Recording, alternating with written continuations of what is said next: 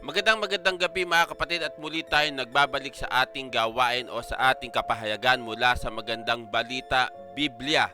Bago tayo magpatuloy mga kapatid, tayo magbigay ng pasasalamat sa Ama, sa Anak at sa Banal na Espiritu Santo dahil sa araw na ito ay binigyan tayo ng panibagong biyaya sa ating buhay.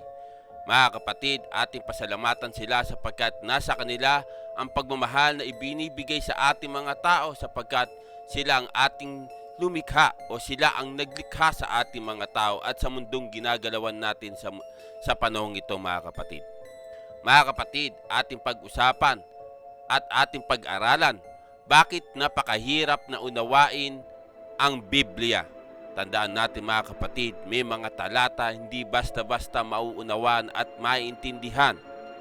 Sa oras ito, ating pag-usapan, ating pag-aralan, nakasama ang banal na Espiritu Santo sapagkat yun ang kalooban ng Ama na nasa langit sa pamagitan ng Panginoong Jesucristo. Bago tayo magpatuloy mga kapatid, tayo magbigay ng maiksing panalangin sa Ama, sa Anak at sa banal na Espiritu Santo sa nawa't sa nawa. Amang Diyos, kami po'y dumadalangin sa oras na ito sa pamagitan lamang ng Panginoong Jesucristo at kasapaggabay ng banal na Espiritu Santo. Ama, nawa, dinggit tanggapin ang aming panalangin sa oras nito sapagkat nasa inyo lamang po ang kapuriang kadakilahan, ang kapangyarihan magpakailanman. Amang Diyos, ikaw ang siyang nagbibigay biyaya sa bawat isa. Ikaw ang siyang nakakaalam ng mangyayari sa hinaharap. Ikaw ang nakakaalam ang nakatakda ng buhay ng isang tao. Ikaw ang nakakaalam kung kailan ipapakanak ang isang kaluluwa sa mundong ito. Amang Diyos, ikaw ang makapangyarihan sa lahat. Ipinapakilala ka sa amin ng anak ng iyong bugtong na anak. Walang iba kundi ang Panginoong Jesucristo. Amang Diyos, aking dalangin ang bawat isa na nangangailangan ng pagkaing spiritual o physical man at nangangailangan ng kaligtasan mula yung papawid pandagat man o panlupa man. Amang Diyos, anuman na nangyayari sa bawat bansa dulot ng salot na ito, na kung anuman ang katotohanan kung saan man nanggaling ang salot na ito. Alam po namin na pinagkaloob nyo rin po ito sa aming mga tao para subukan kung hanggang saan ang aming pananampalataya at paniniwala sa inyong Ama, Anak at Banal na Espiritu Santo. Kung ito ang dahilan ng hangganan ng buhay ng isang tao, dahil ito ang magiging daan niya para ito'y ikamamatay niya, wala kaming magagawa sapagkat sa iyo nanggaling ang buhay namin, Amang Diyos. Ama na nasa langit, kahabagan nawa kami mga tao. Patawarin nawa kami mga tao habang kami nabubuhay sa mundong to. Ano man ang aming paggawa ng kasalanan sa aming kapwa, kami pinapatawad din naman ng aming kapwa. Patawarin niyo po kami tulad ng aming pagpapatawad sa aming kapwa. Amang Diyos, ilayo nawa kami sa kapahamakan sa pangalan lamang ng Panginoong Kristo at kasapaggabay ng banal na Espiritu Santo. Nawa, sa oras na ito, dinggin at tanggapin ang aking panalangin sa pangalan lamang ng Panginoong Kristo at kasapaggabay ng banal na Espiritu Santo, sapagkat nasa inyo lamang po ang kapuriang kadakilahan, kalawalat at kapangyarihan magpakailanman. Maraming salamat po, Ama, Anak at Banal na Espiritu Santo, sa nawa't sa nawa.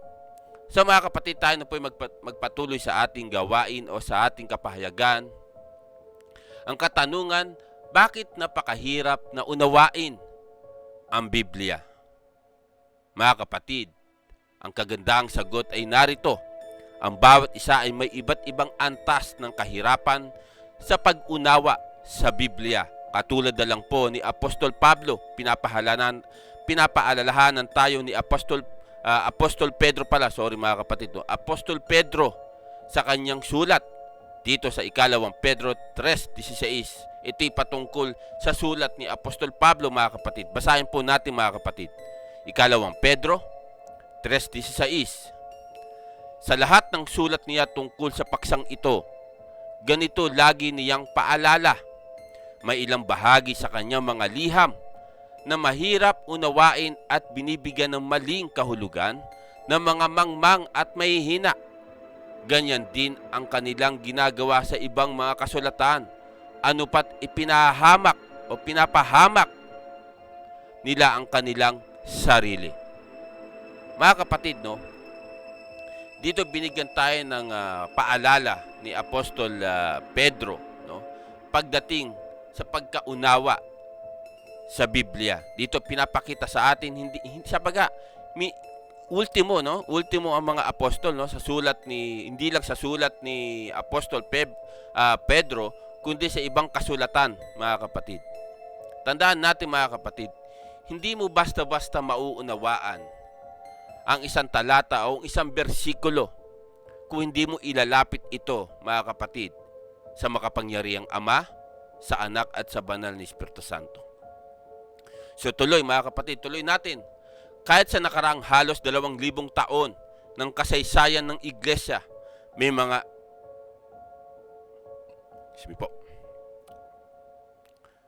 may ilang mga sitas at talata na kahit ang mga pinakamatalinong scholar ng Biblia ay nahihirapang unawain ang tamang kahulugan, di ba?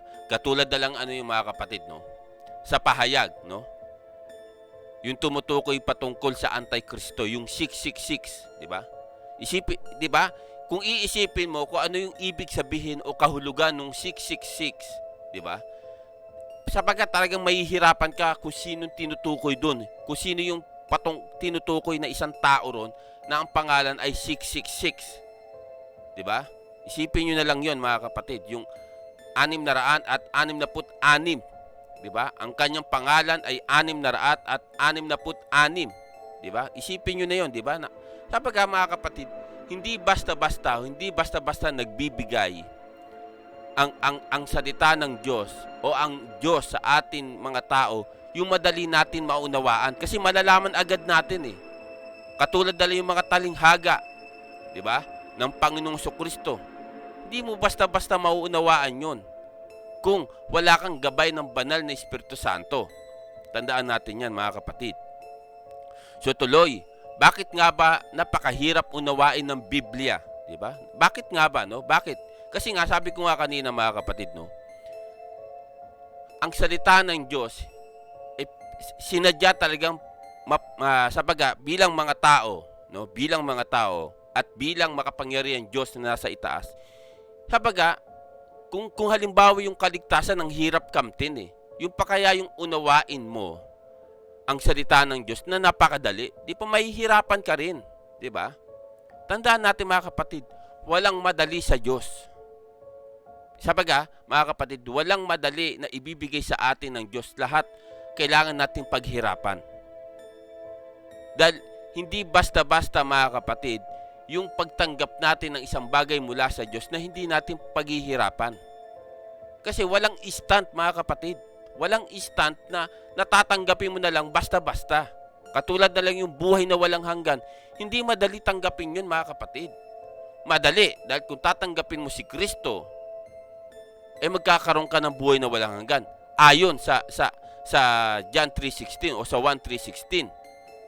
Pero ang hirap sumunod, mga kapatid. Tandaan natin, ang hirap sumunod sa mga batas. Lalo na pagdating sa bagong tipan, mga kapatid. Pero dahil nga mahal tayo ng Diyos, binibigyan niya tayo ng panahon, mga kapatid, para makatanggap tayo ng buhay na walang hanggan sa darating na hinaharap, mga kapatid. Katulad din naman ito, mga kapatid, bakit nga ba napakahirap unawain ng Biblia? Katulad din, walang instant walang madali. Kailangan paghirapan at pag-aralan natin. Katulad na rin ng batas na sinasabi sa bagong tipan, mga kapatid. So tuloy, mga kapatid, tuloy natin. Bakit kailangan na maglaan ng panahon at masusing pag-aaral upang maunawaan ng buo at tama ang Biblia? 'Di ba? Kailangan, 'di ba? Bakit kailangan natin maglaan ng panahon at oras? 'Di ba? Bakit kailangan?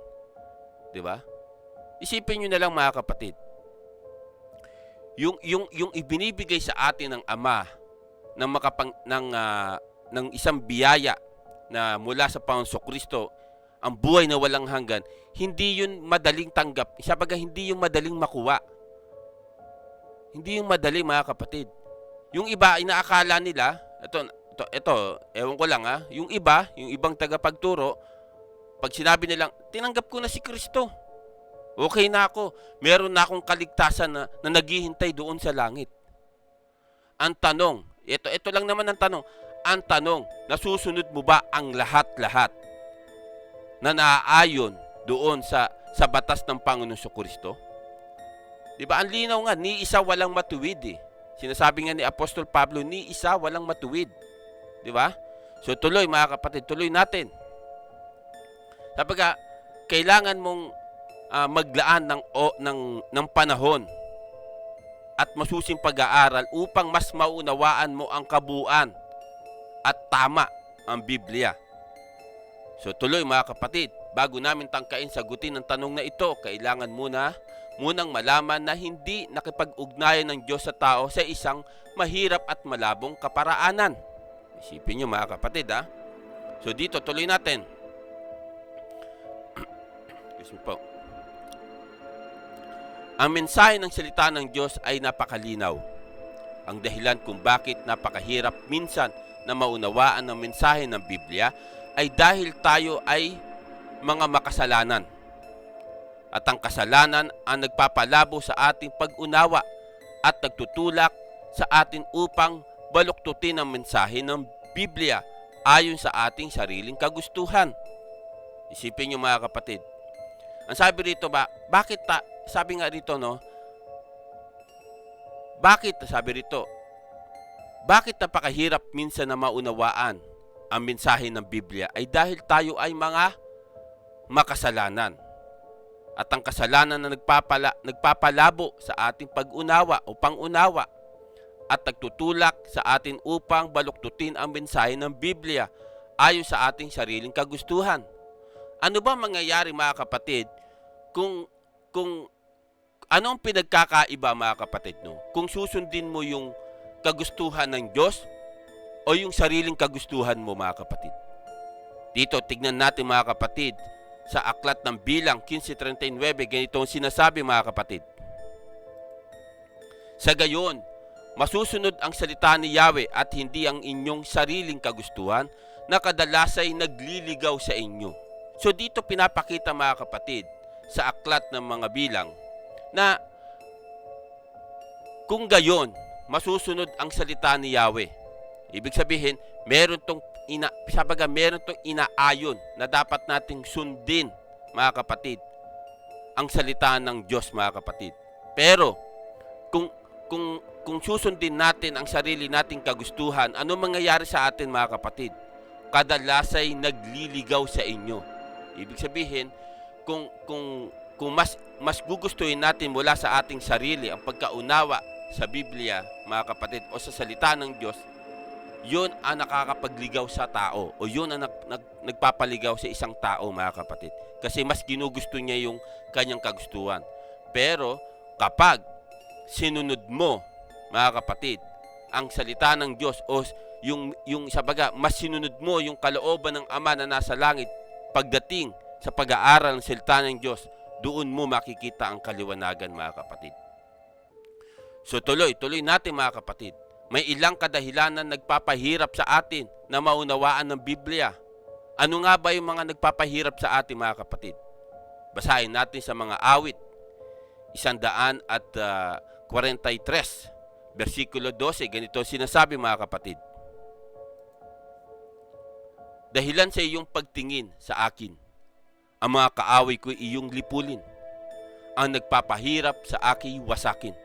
Ibig sabihin mga kapatid, dito mga kapatid, kung nasa tamang daan ka o nasa tamang direksyon ka ng iyong pananampalataya, ang kaaway natin mga kapatid, itong mga masasamang espiritu ng kampon ni Satanas mga kapatid.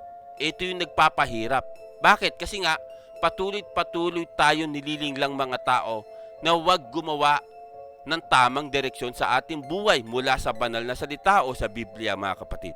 So dito pinapakita sa ating mga kapatid na kung meron kang pananampalataya at paniniwala at iyong susundin ang salita ng Diyos mga kapatid, anong gagawin ng Diyos? Pwede natin to idalangin sa sa makapangyarihan Diyos. Balikan natin ang talata mga kapatid. Dahilan sa iyong pagtingin sa akin, ang mga kaaway ko iyong lipulin. Pwede natin ilapit, no? Na para lipulin ang kaaway nating mga mga hindi natin nakikita ng mga normal ng ating mga mata, mga kapatid. Ang siyang nagpapahirap sa akin ay wasakin. Diba? Pinapahirapan tayo na lumakad sa katotohanan. Bakit? Kasi yan ang ayaw nila mga kapatid Yan ang ayaw ni Satanas, na magkaroon tayo ng kaligtasan sa pamagitan ng anak. Walang iba kundi ang Panginoong Kristo. Kaya pilit niya pinahihirapan ang mga tao sa maling pagkaunawa. So tuloy mga kapatid, tuloy natin. Ang una ay ang pagkakaiba sa panahon at kultura. Ang Biblia ay nasulat sa pagitan ng 3,400 at 1,900 taong bago ang panahon natin ngayon. Isipin nyo napakatagal na. Ang kultura noong isinulat ang Biblia ay ibang-iba sa karamihan ng kultura sa panahon ngayon. Ang gawain ng mga naglalakbay sa pastol noong 1,800 BC o before Christ sa gitnang silangan ay tiyak na hindi mauunawaan ng mga computer programmer sa Pilipinas ngayon, ika-21 siglo. Isipin nyo mga kapatid, no? Kung halimbawa man, mga kapatid,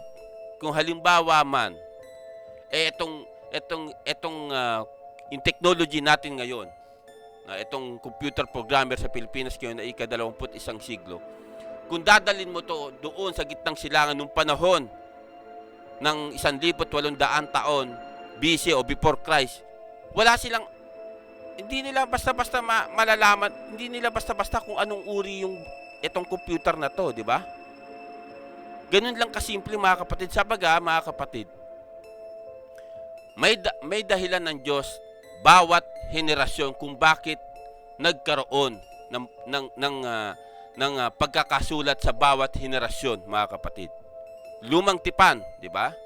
Henerasyon ni Moises, ni Abraham, ni Noe, ng mga propeta.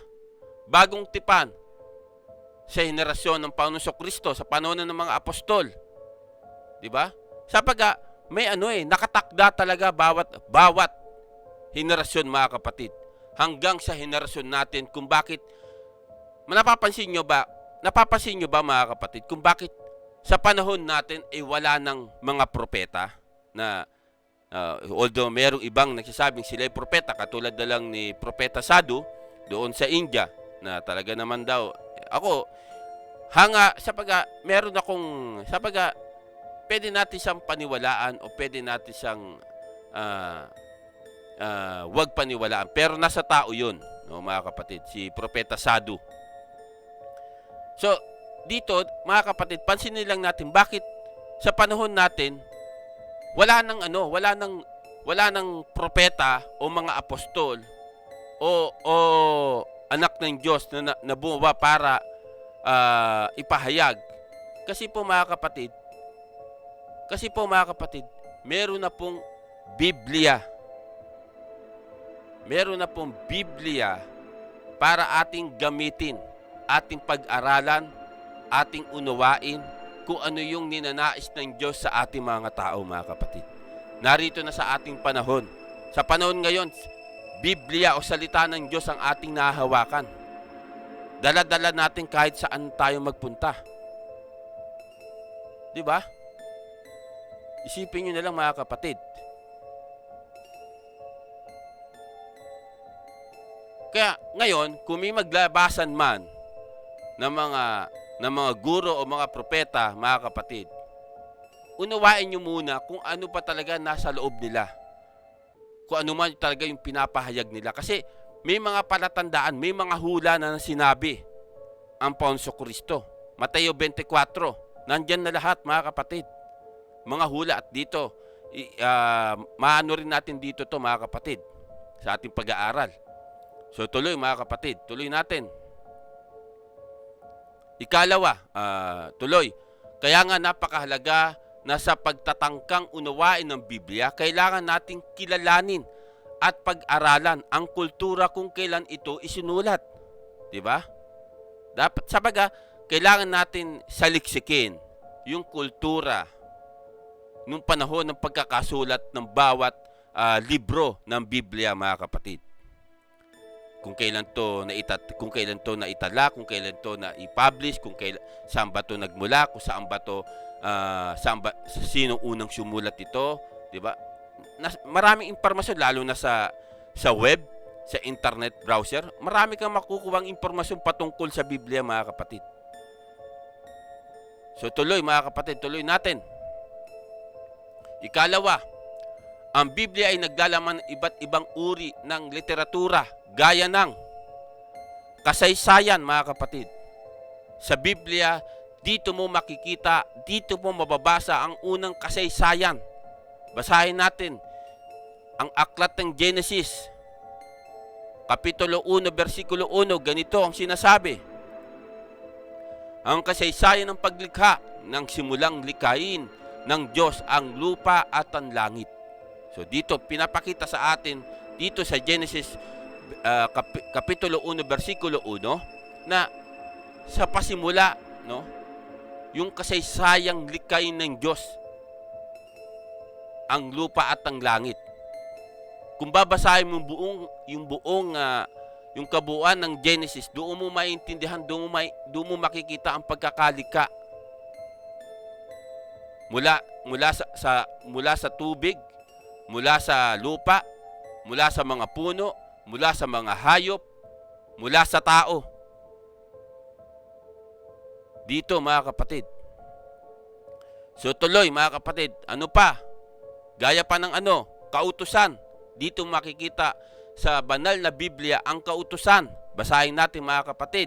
Mateo 22:36 hanggang 37 versikulo. Ito sinasabi ng Panginoong Jesucristo. Guro, alin po ang pinakamahalagang utos sa kautusan? Sumagot si Jesus, ibigin mo ang Panginoon mong Diyos ng buong puso, ng buong kaluluwa, at ng buong pag-iisip. Isipin nyo, mga kapatid, kautusan. Diba? May nagtanong sa Panginoon Jesucristo, isang Pariseo, mga kapatid. Ang tanong niya ganito, mga kapatid, Guro, alin po ang pinakamahalagang utos sa kautusan? Sumagot si Jesus, ibigin mo ang Panginoon mong Diyos ng buong puso, ng buong kaluluwa, at ng buong pag-iisip. Isipin niyo, mga kapatid, kung meron kang pagmamahal sa Diyos, halimbawa, hindi na lang halimbawa, gawin mo. Kung meron kang pagmamahal sa Diyos, sa palagay mo ba hindi mo magagawa mahalin ang kapwa mo? Sa palagay mo ba magagawa mo manlamang sa kapwa? Sa palagay mo ba magagawa mo magnakaw sa kapwa? Sa palagay mo ba magagawa mong manakit ng kapwa? Diba? Kasi meron kang ang pagmamahal sa Diyos eh. Hindi naman pwede yung mahalin mo yung kapwa mo pero hindi ka nagmamahal sa Diyos. Malabo mangyari yon. Unang-unang gagawin ng isang tao, mahalin ng Diyos. Yan ang unang-unang kautusan na mahalaga. Pinakamahalagang kautusan yan. Diba? Basahin natin, mga kapatid. Basahin natin. Sabi rito, nung nagtanong, mga kapatid, Guro, alin po ang pinakamahalagang utos sa kautusan? Pinakamahalagang utos, mga kapatid. Sumagot si Jesus, ibigin mo ang Panginoon mong Diyos, yung makapangyarihang Diyos Ama na nasa langit, ng buong puso, ng buong kaluluwa, at ng buong pag-iisip. Isipin niyo, mga kapatid, buong puso, buong kaluluwa, at buong pag-iisip na dapat ibigin natin ng Diyos. Ngayon, magagawa mo ba yan? Magagawa mo, kung nagawa mo sa makapangyarihang Diyos, hindi mo ba magagawa sa kapwa mo? Magagawa natin, mga kapatid, kasi nga, meron kang pagmamahal sa Diyos eh. Tandaan natin yan, mga kapatid. So tuloy, ano pa ang mga literatura gaya ng mga tula? Basahin natin, mga kapatid. Mga awit, 49, versikulo 20, ganito sinasabi, mga kapatid. Ang tao man dumakila ay iisa, ang hantungan. Katulad ng mga hayop, tiyak siyang mamamatay. O diba? Dito mo mababasa, mga kapatid, sa mga awit. So tuloy, mga kapatid, tuloy pa natin, mga kapatid. Mga kasabihan. Mga kasabihan, mga kapatid. Jeremias 14:5, ito sinasabi, mga kapatid. Iniwan na ng inahing usa ang kanyang anak na bagong silang sapagkat walang sariwang damo sa parang. Isang kasabihan, napakalalim nito mga kapatid, di ba? Isipin niyo mga kapatid. Ano pa ang mga literatura gaya ng mga hula o propesiya? Mga hula, mga propesiya mga kapatid. Pahayag 22:7, ito sinasabi mga kapatid. Makinig kayo, wika ni Jesus. Darating na ako, mapalad ang tumutupad sa mga hulang inilalaman ng aklat na ito. Isipin nyo mga kapatid, mga kapatid, isipin nyo mismo ang Panginoon Kristo ang siyang nagsasabi mga kapatid, mapalad, mapalad ang tumutupad sa mga hulang nilalaman ng aklat na ito. Napakapalad natin ng siyang sumusunod sa salita ng Diyos mga kapatid. So ano pa mga kapatid? Mga hula ay mga personal na liham. Mababasa mo rin dito sa mga kapatid sa banal na aklat, mga personal na liham. Unang Tesalonica Kapitulo 5 versikulo 27, ito sinasabi mga kapatid. Pinakikiusap namin sa inyo sa ngalan ng Panginoon na basahin ang liham na ito sa mga kapatid. Isipin niyo mga kapatid, diba? Dito ipinararating sa atin ng Diyos yung mga dapat nating unawain at itindihin patungkol, mga kapatid, sa banal na aklat o sa banal na Biblia, mga kapatid. So tuloy, ano pa ang mga literatura gaya ng sulat ng tumatalakay sa mangyayari sa hinaharap. Mababasa mo rin dito sa Biblia, mga kapatid. Basahin natin mga kapatid. Mateo 24:3, ganito sinasabi.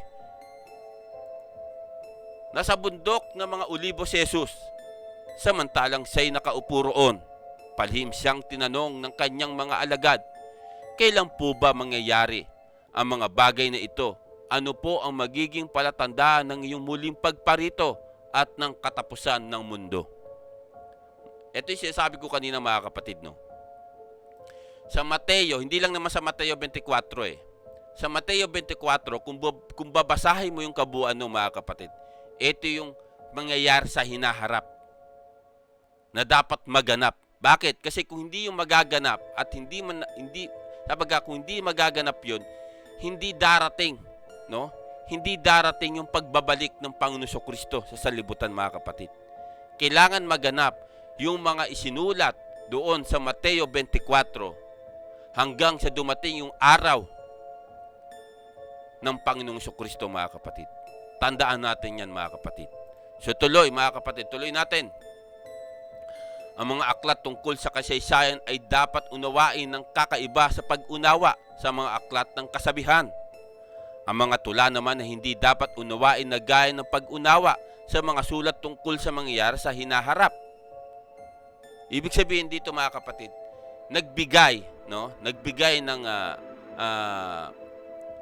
eksplanasyon dito sa ating pag-aaral, mga kapatid, na kapag sinabi niya, ang mga aklat tungkol sa kasaysayan ay dapat unawain ng kakaiba sa pag-unawa sa mga aklat ng kasabihan.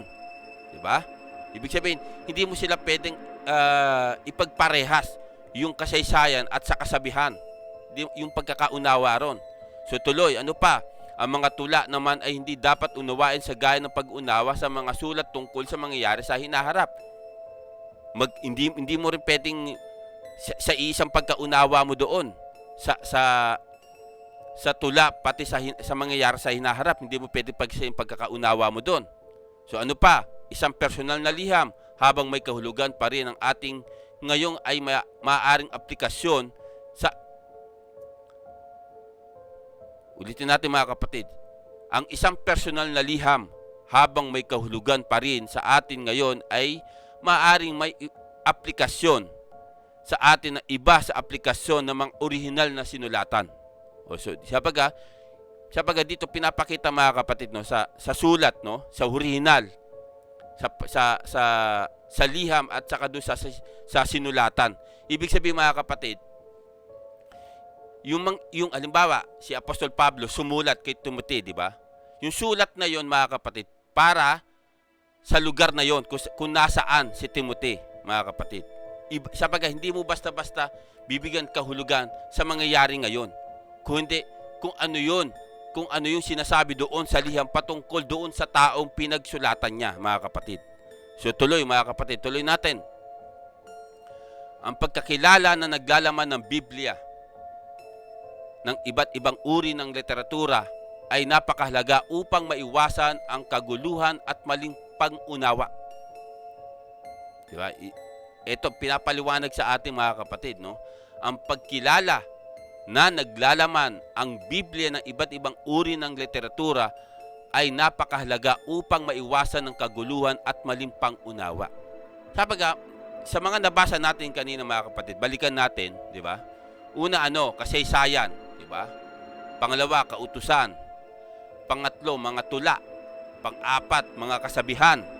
Panglima, hula o propesiya. Pang-anim, personal na sulat.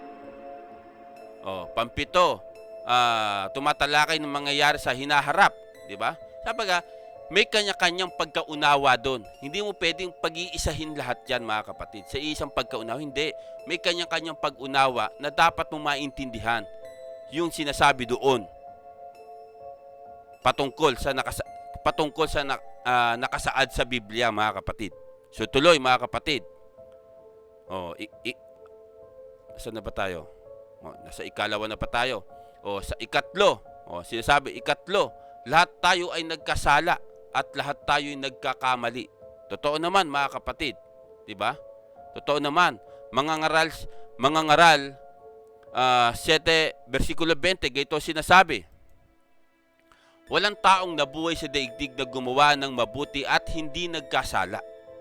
So dito, pinapatunayan lang sa ating mga kapatid, kung ikaw ay gumagawa ng mabuti, imposibleng hindi ka nagkasala eh. Diba? Imposible hindi ka nagkasala. Bakit? Ano sinasabi sa Roma 3:23? Sabi ni Pablo, sapagkat ang lahat ay nagkasala at walang sinumang karapat-dapat sa paningin ng Diyos. Diba? Lahat nagkasala, mga kapatid. Meron bang taong nagsasabing hindi nagkasala? Basahin natin, mga kapatid. Unang 1:8 versikulo. Gayto sinasabi naman sa mga taong nagsasabing walang kasalanan. Meron ba? Basahin natin, mga kapatid. Kung sinasabi natin tayo walang kasalanan, dinadaya natin ang ating sarili at wala sa atin ang katotohanan. Diba? Posible naman mula nung isinilang ka hanggang sa nagkaisip ka, hanggang nagkapamilya ka, hanggang tumanda ka, hindi ka nagkasala? Hello? Wala nga ni isa nakarapat-dapat Diba? Sinasabi nga sa Roma 3:23, balikan natin kung talagang sigurado kayo, wala kayong kasalanan. Sapagkat ang lahat ay nagkasala at walang sino mang karapat-dapat sa paningin ng Diyos. Isipin niyo, mga kapatid, lahat ay nagkasala at walang sino mang karapat-dapat sa paningin ng Diyos. Tandaan natin yan, mga kapatid. Lahat tayo ay makasalanan sa harapan ng Diyos. Kaya yung sino yung nagsasabing walang kasalanan? Abay, ikaw na ang banal. Sa paningin ng mga tao, banal ka. Pero sa paningin ng Diyos, ano ka? Hindi ka karapat-dapat. So tuloy, mga kapatid, tuloy natin, mga kapatid. Kahit gaano pa tayo kasigasig na alisin ang ating mga personal na pananaw sa ating pagbabasa ng Biblia, hindi maiiwasan na paminsan-minsan na pagkahulugan natin ng Biblia ng ayon sa ating nais ipagkahulugan. Totoo naman yan, mga kapatid, no? May mga taong ganyan. At sa panahon natin, mga kapatid, may isang relihiyon, mga kapatid. May isang relihiyon na yung gusto lang nilang pagkahulugan doon sa talata. Totoo yan, mga kapatid. May isang relihiyon o may mga ibang relihiyon na hindi ko naman, sabaga, kita naman mga kapatid, kita naman sa kanila di ba? Ang sinabi doon sa 1:1, sa pasimula pa'y ang salita ay kasama na ng Diyos. At ang salita ay Diyos. Pero yung pagkaunawa nila ron, doon sa relihiyon na yun, diyan sa Pilipinas, napakalaking relihiyon na yun, hindi raw si Kristo yung ang tinutungkol doon sa salita. Anghel daw yun. Anghel. Ang kasama ng Diyos. Ewan ko ba mga kapatid, yung pagkaunawa nila, kasi hindi nga nila tinatanggap na si Kristo ay anak ng Diyos at Diyos. At ang Panginoon Kristo ay nagkatawan tao. Ang paniniwala nila, ang pagkahulugan nila doon sa 1:1 na hindi raw si Kristo yun. Paano mangyayari si Kristo yun? Isinilang nga si Kristo ni Maria. Yun ang paniniwala nila. Yan, mga kapatid. Yun ang nangyayari sa ibang tagapagturo na ang pagkahulugan lamang nila ay mula sa kanilang sarili, mga kapatid. Nakalulungkot na marami sa maling pag-unawa sa Biblia ngayon ay dahil sa mga nakaugalian ng paniniwala. Yan ang nangyayari, mga kapatid, sa panahon natin. So tuloy natin, mga kapatid. Sa tuwing pag-aaralan ng Biblia, dapat nating hilingin sa Diyos na alisin ang ating mga personal na pagpapalagay at tulungan tayo na maunawaan ang kanyang salita nang hiwalay sa ating mga sariling haka-haka. Di ba? Sabi ko nga, di ba? Kung mag-aaral ka ng salita ng Diyos, kung ipapahayag mo ang salita ng Diyos, idalangin mo sa Ama na bigyan ka ng gabay ng banal na Espiritu Santo sapagkat yun ang kalooban niya sa pamagitan ng kanyang kaisa-isang bugtong na anak. Walang iba kundi ang Panginoon Kristo, di ba? At doon mo maipapaliwanag at maipaintindi sa mga taong nakikinig sa iyo kung anong ibig sabihin ba nung yung pinag-aaralan, mga kapatid, pagdating sa banal na aklat o sa Biblia, mga kapatid. So tuloy, mga kapatid, tuloy natin. Sabaga, dito, mga kapatid, kung magpapahayag ka ng salita ng Diyos, mga kapatid, huwag nagmumula sa haka-haka mula sa iyong sarili. Kailangan meron kang gabay ng banal na Espiritu Santo para mas maintindi at maunawaan nung taong nakikinig sa iyo. So tuloy, napakahirap nitong gawin at sa tuwina dahil pagsusuko ng ating sariling pagpapalagay at interpretasyon sa mga talata ng Biblia ay nangangailangan ng pagpapakumbaba at ng kagandahang umamin sa ating mga pagkakamali. Diba? Inaamin ko minsan, sabi ko nga, minsan hindi ako perpekto, hindi ako banal. Pero inaamin ko minsan, nauutal ako, nagkakamali ako sa pananalita, na sa pagpapaliwanag, kung meron man na mali, di ba? Pinapasa Diyos ko yun. Sabaga, mga kapatid, kung iisipin mo at iintindihin mo, lalo na sa panahon natin, hindi madali ang umanawa ng salita ng Diyos. Kailangan mo talagang idalangin ito, ipagdasal ito. Kaya nga po yung lingkod, di ba? Sa tuwing magsisimula tayo sa ating pag-aaral, idinadalangin natin ito, mga kapatid. Nagpapasimula muna tayo ng manalangin. Tandaan natin yan, mga kapatid. So tuloy, mga kapatid, tuloy natin. Hindi lamang ang tatlong hakbang na ito ang kailangan upang maunawaan ng tama ang Biblia. Maraming mga libro ang nasulat tungkol sa biblical hermeneutics, ang sining at siyensya sa pag-unawa sa Biblia. Gayunman, ang tatlong hakbang na ito ay isang napakagandang pasimula sa pag-unawa o interpretasyon ng Biblia. Dapat nating kilalanin ang pagkakaiba sa kultura sa pagitan natin at ng mga tao sa panahon ng Biblia. Totoo naman, di ba, mga kapatid? Hindi mo pwedeng ikumpara yung panahon ngayon at sa panahon na isinulat ang Biblia. Hindi mo pwedeng ikumpara, mga kapatid. Bakit?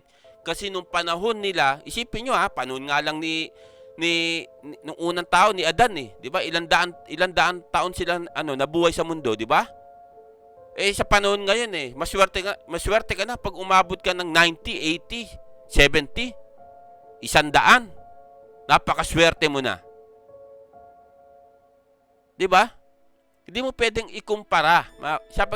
Hindi mo pwedeng ikumpara, mga kapatid. Lalo na yung sa batas sa panahon ng mga apostol. Sila nga kung inuusig, 'di ba, pinapatay. O sa panahon natin, salita lang uusigin ka eh. Sa salita lang uusigin ka. Pag sinaktan ka, pwede mong kasuhan. 'Di ba? O, isipin nyo, mga kapatid. Pero ngayon, pag nakapagsalita ka na hindi maganda sa taong pinagsasabihan mo, pwede ka rin kasuhan, libel. 'Di ba? Pero nung panahon ng mga apostol, nangangaral lang sila ng salita ng Diyos. Pinapatay sila, mga kapatid. Pinapatay, ikinukulong, pinarurusahan. Anong dahilan? Dahil lang sa pagpapalaganap ng salita ng Diyos sa Panginoong Jesucristo. Isipin nyo yun, mga kapatid. So tuloy, mga kapatid, tuloy natin.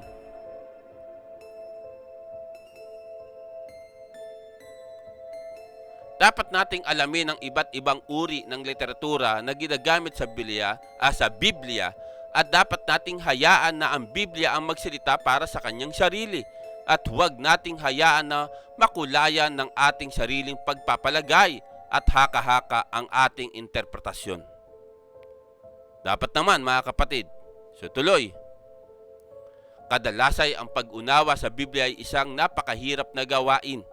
Ngunit sa tulong ng Diyos, ito ay posible. Totoo naman, mga kapatid. So tuloy, tandaan na kung sumasampalataya ka kay Kristo, nananahan sa iyo ang banal na Espiritu. Ito'y makikita sa Roma 8:9. Gito ang sinasabi, mga kapatid. Ngunit hindi na kayo namumuhay ayon sa laman, kundi ayon sa Espiritu. Kung talagang nananahan sa inyo ang Espiritu ng Diyos, kung ang Espiritu ni Kristo ay wala sa isang tao, hindi siya kay Kristo. Amen. Glory to God. Diba? Isipin nyo, mga kapatid. Isipin nyo, ito Sabi niya rito, mga kapatid, no, ni Apostol Pablo, ngunit hindi na kayo namumuhay ayon sa laman, kundi ayon sa Espiritu. Kung talagang nananahan sa inyo ang Espiritu ng Diyos, kung ang Espiritu ni Kristo ay wala sa isang tao, hindi siya kay Kristo. Isipin nyo, mga kapatid, Isipin nyo, may ibang relihiyon, di ba? Sinasabi nila sila kay Kristo. Pero di nila matanggap si Kristo ay anak ng Diyos at nagkatawang tao. Pero sinasabi nila sila ay kay Kristo. Yung ba ay ang Espiritu ng Diyos na nasa kanila? Nakakalungkot isipin, pero yun ang katotohanan, mga kapatid. So tuloy, mga kapatid, tuloy natin. Ang Diyos na huminga sa kasulatan. Ikalawang Timoteo 3:16 hanggang 17 versikulo. Basahin natin, mga kapatid. Lahat ng kasulatan ay kinasihan ng Diyos at magagamit sa pagtuturo ng katotohanan, sa pagpapabulaan, sa maling aral, sa pagtutuwid sa likong gawain, at sa pag-akay sa matuwid na pamumuhay. Sa gayon, ang lingkod ng Diyos ay magiging handa sa lahat ng mabubuting gawain. Amen. Glory to God. Diba? Isipin nyo yung, mga kapatid. Ang salita ng Diyos ang siyang nagpapatuwid sa isang tao. Dito, pasinin nyo, bakit? Isipin nyo, mga kapatid. Bakit sinasabi ko lagi, may isang relihiyon dyan sa Pilipinas na sinasabi nila sila kay Kristo, pero sa kanilang kongregasyon, sa kanilang doktrina, sa kanilang paniniwala, si Kristo ay tao lamang at hindi Diyos. O isipin nyo kung bakit. Diba? Kaya nga sabi ko nga, mga kapatid, napakahalaga kung uunawain at iintindihin mo maigi ang nakasulat sa Biblia, sa banal na aklat. Dahil yun ang nais ng Ama na nasa langit, mga kapatid, na ibinigay sa atin itong banal na salita o banal na aklat para ating pag-aralan, ating basahin, at ating isabuhay yung nakapaloob doon sa banal na aklat o sa Biblia, mga kapatid. Ngayon, siya sabi nila, mga kapatid, na Sila'y kay Kristo kaya napakalaki ng kanilang mga panambahan, napakarami ng kanilang panambahan. Kung sila'y kay Kristo, bakit taliwas doon sa Biblia ang kanilang paniniwala? 'Di ba? Yun lang naman eh. Yun lang naman ang hindi nila magawa, na hindi nila matanggap na si Kristo ay anak ng Diyos at Diyos. Kasi sabi nila, isa lamang ang Diyos, yung lumikha ng langit at lupa. O ano naman kung dalawa ang Diyos o tatlo ang Diyos? Napakalinaw sinasabi ng Panginoong Kristo eh. Bagamat wala kang mababasa sa Biblia na ang Panginoong Kristo ay siya mismo nagsabi, ako'y Diyos. Hindi. Tandaan natin, yung mga nakasama niya, yung mga apostol, ang siya nagsabi, Panginoon ko at Diyos ko. Sinabi ni Felipe, nung nakita niya muling nabuhay mula sa mga patay ang Panginoong Kristo. Di ba?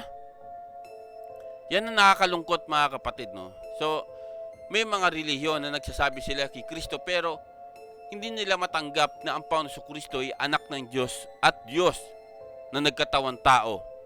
Nakakalungkot maisipin, pero yun ang katotohanan sa kanilang aral, mga kapatid, na hindi nila matanggap. So tuloy, ay ang parehong Diyos na magbubukas ng iyong isipan sa katotohanan kung magtitiwala ka sa Kanya.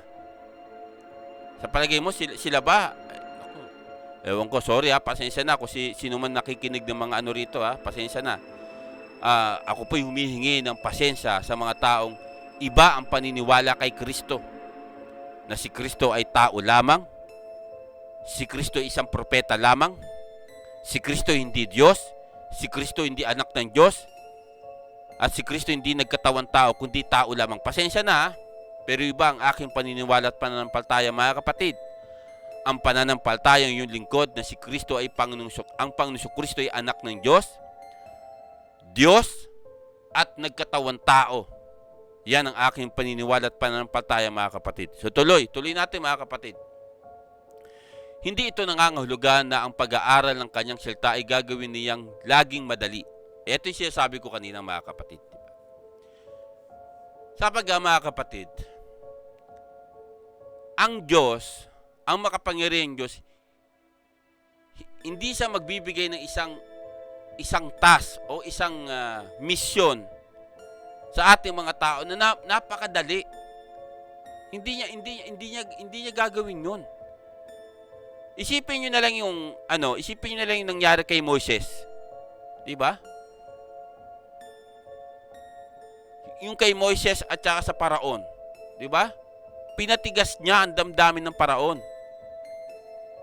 para ipaalam sa buong mundo na merong makapangyarihang Diyos.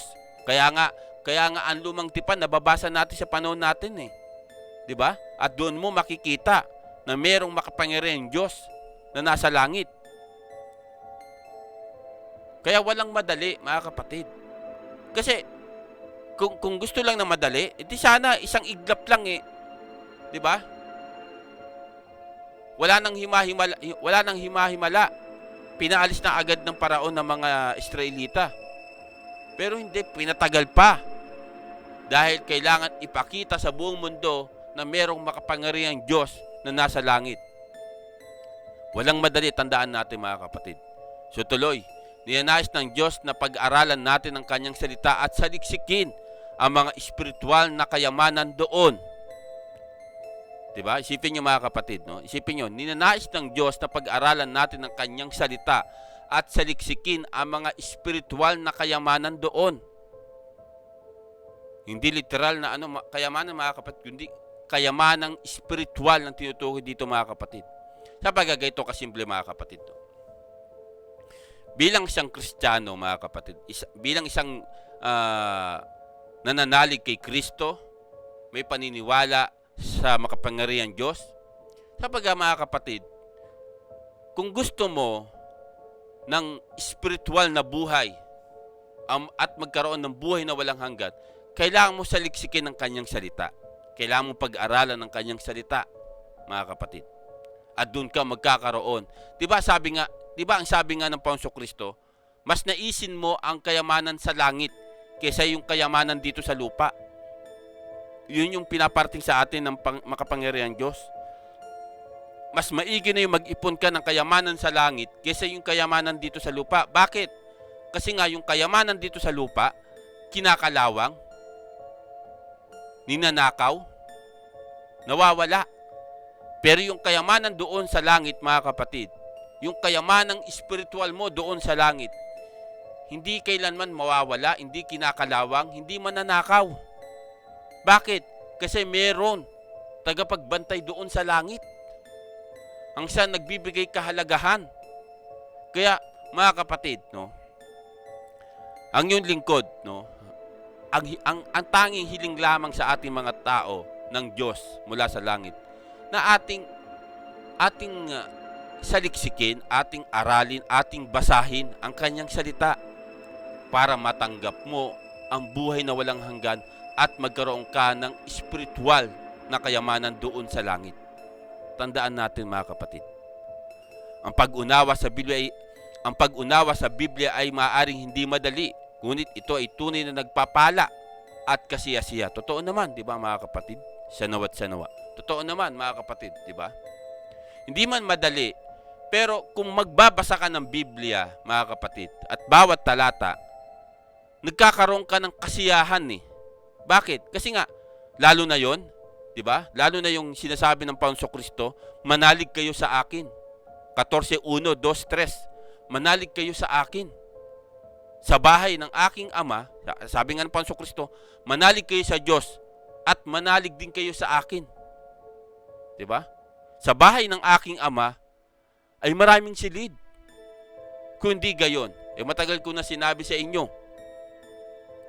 Di ba? Sabaga, mga kapatid, isipin nyo, mga kapatid, no? May maraming talata sa Biblia o maraming bersikulo sa Biblia na talagang ma-amaze ka eh. Pero ikaw mismo, kung iisipin mo, maiinip ka eh. Maiinip ka, pero huwag tayong mainip, mga kapatid. Dahil bawat nakatala sa Biblia ay nakatakdang magaganap sa darating na panahon at sa darating na paghuhukom. Tandaan natin yan, mga kapatid. Sabaga, mga kapatid, nakatala sa Biblia yung tinatawag ng rapture o yung pagdagit sa iglesia at magaganap yung kapighatian, yung talagang may hirapan ang lahat ng tao na hindi pa naranasan mula nung likhain ng Diyos ang sanlibutan, at magaganap yung paghuhukom kung saan hahatulan ang tao ayon sa kanyang ginawa. So dito mo makikita, mga kapatid, dito mo malalaman, dito mo mababasa sa banal na aklat o sa Biblia, mga kapatid. Pero doon walang nakatakdang panahon, ha? Sabaga sa Biblia nakahula lang na mangyayari ito sa hinaharap. Walang nakakaalam, walang nakalagay na date, araw, oras, wala. Kundi ang makapangyarihang Diyos Ama na nasa langit lamang ang siyang nakakaalam. Tandaan natin yan, mga kapatid. Nawa, mga kapatid, ating natunghayan, ating naunawaan, at ating naintindihan ang ating pag-aaral, mga kapatid. Bakit? Napakahirap na unawain ng Biblia. Tandaan natin, mga kapatid, walang madali. Walang madali, mga kapatid. Sa nais ibigay ng Diyos sa ating mga tao, kailangan nating paghirapan. Parang ganito lang yan, mga kapatid eh. Parang pumasok ka sa isang kumpanya. May madali bang pasasahuran ka na wala kang ginagawa? Hindi. Kailangan mong paghirapan, kailangan mong pagpawisan yung isasahod mo o yung pinapasahod sa iyo ng isang kumpanya, mga kapatid. Tandaan natin yan, mga kapatid. Walang madali, mga kapatid. Kaya dito sa ating pag-aaral, kailangan natin idalangin sa Diyos kung nais mong magkaroon ng kaunawaan pagdating sa pag-aaral ng Biblia. Tandaan natin, mga kapatid. So dito, mga kapatid, aking pinapasalamatan ang Ama, ang Anak at ang Banal na Espiritu Santo na nawa patuloy lang ang pagpapala na ibinibigay sa atin mula sa langit sa pang-araw-araw ng pangangailangan natin, mga kapatid. So bago tayo magtapos, mga kapatid, aking pinapasalamatan ng bawat isa. Maraming salamat sa lahat, walang sawang nakikinig at nanonood sa mga ina-upload sa channel na ito. Hindi po ako ang siyang masaya ako, pero mas masaya, mga kapatid, ang Ama na nasa langit, dahil sa pamagitan ng channel na ito ay nakakapakinig at pag-aral tayo ng salita ng Diyos, mga kapatid.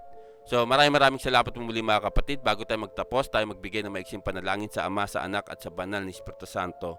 Sanawa't sanawa. Amang Diyos, kami po ay nagpapasalamat sa oras ito na aming natapos ang aming pag-aaral, na bakit nga ba napakahirap unawain ng Biblia, sapagkat wala pong madali na ibinibigay nyo sa aming mga tao. Dapat namin paghirapan ang mga bagay na dapat namin makamit sa inyong kapangyarihan. Maraming salamat po, Amang Diyos, na binigyan nyo po kami ng pagkakataon na makalapit sa inyong harapan sa darating na panahon sa pamagitan ng Panginoong Kristo, at sa pagpapalang pang-araw-araw na ibinibigay nyo, spiritual man o physical man. Naway kapagkat patawarin nyo po yung lingkod sa aking mga gawang pagkakasala, tulad ng aking pagpapatawad sa aking kapwa. Nawa ilayo nawa ang bawat isa sa kapahamakan sa pangalan lamang ng Panginoong Kristo at kasapagabay ng Banal na Espiritu Santo. Maraming salamat po, Amang Diyos, sapagkat nasa inyo lamang po ang kapurihan, kadakilahan, kalawal at kapangyarihan magpakailanman, sanawat sanawa. So mga kapatid, hanggang sa muli, mga kapatid, at nawa aking dalangin pa rin sa Ama, sa Anak at sa Banal na Espiritu Santo ang kaligtasan ng bawat isa, no?